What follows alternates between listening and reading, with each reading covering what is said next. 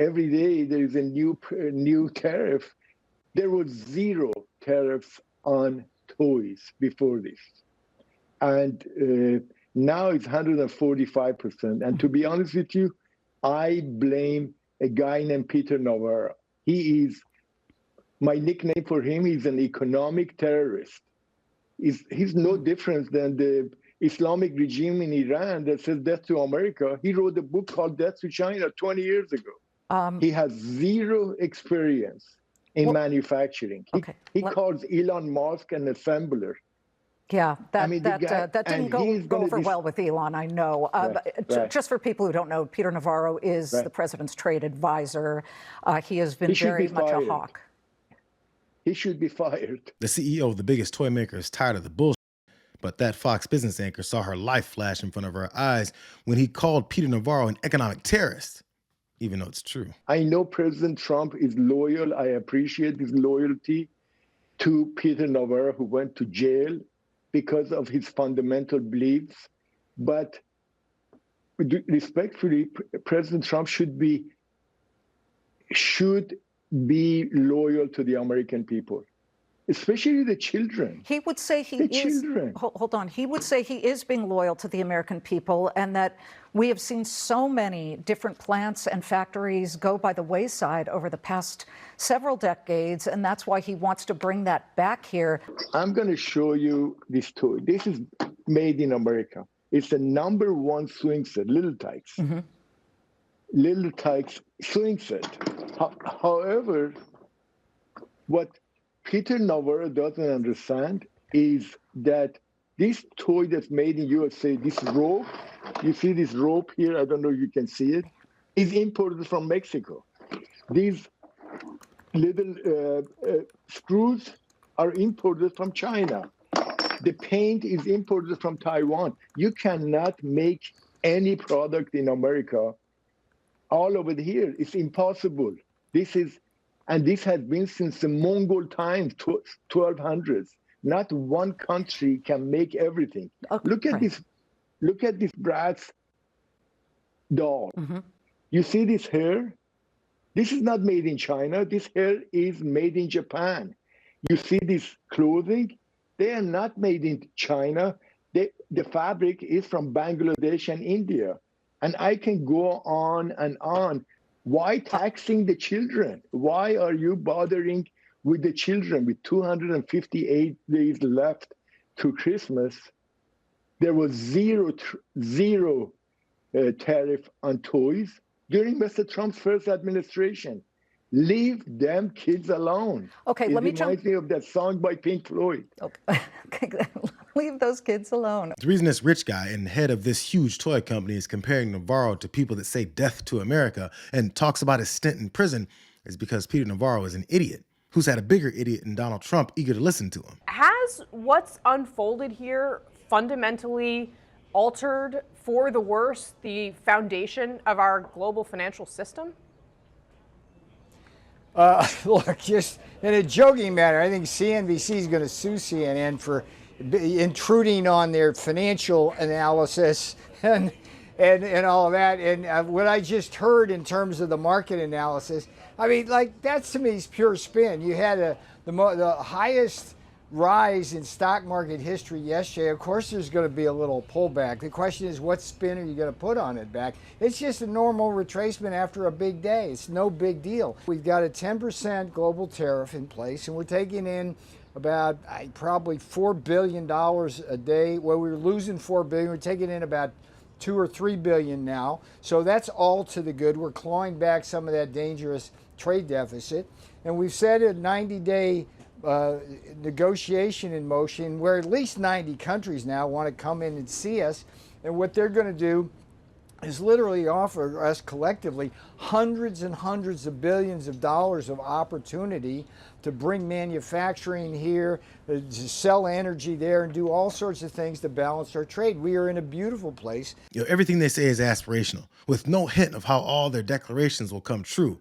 They just talk and throw around numbers that don't add up or make any sense.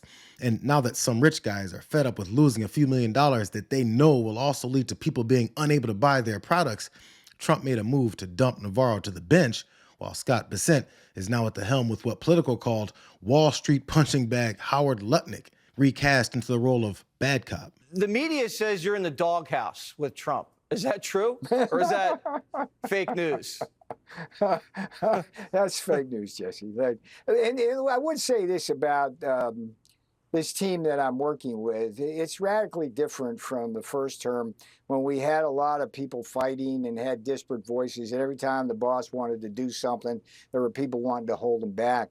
We have a unique set of skills here. I mean, Scotty and Howard, Scott Bessent and Howard Lutnick, come from the outside. And Scott knows the equity markets.